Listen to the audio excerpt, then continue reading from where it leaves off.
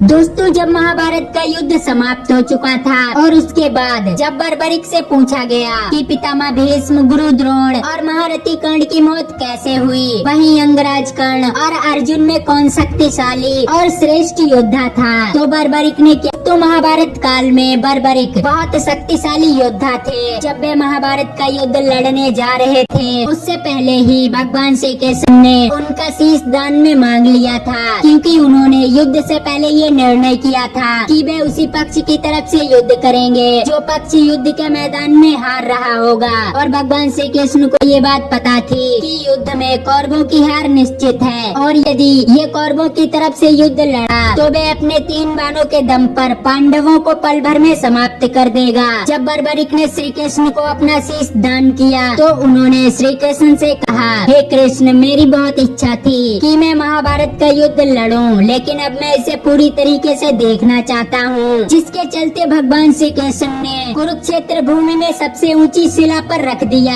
ताकि वे पूरा युद्ध ध्यान से देख सकें। और जब महाभारत का युद्ध समाप्त हुआ, पांडव विजयी हो गए। पांडव दल बहुत खुशी था क्योंकि उन्होंने कौरवों के एक से एक बड़े महारथी को परास्त किया था, और इसी के चलते अर्जुन के अंदर बहुत घमंड आ गया। और भगवान श्री कृष्ण ने सोचा कि अर्जुन का घमंड तोड़ना अति आवश्यक है। तभी वहाँ गांधारी आ जाती हैं और कृष्ण से कहती हैं, तुम्ही ने सभी कौरवों को छल से मरवाया है, तुम्हारे कारण ही मेरे सभी पुत्र मारे गए। यह सुनकर भगवान श्री कृष्ण गांधारी सहित सभी पांडवों को बर्बरिक के पास ले जाते हैं। आते ही गांधारी ने बर्बरिक से कहा, हे पुत्र, बताओ कि श्री कृष्ण ने सभी कौरवों, पितामह भीष्म, गुरु द्रोण और कर्ण को छल से मरवाया है। बर्बरिक ने इसका जवाब देते हुए कहा, हे माता, आप किस युद्ध की बात कर रही हो? किस योद्धा की बात कर रही हो? कौन द्रोण, कौन कर्ण और कौन भीष्म? यदि पूरे महाभारत के युद्ध में कोई था तो वे थे भगवान श्री कृष्ण। मैंने उन्हीं को लड़ते देखा। वही अपने बाणों से तीर छोड़ रहे थे और अपने ही तीरों को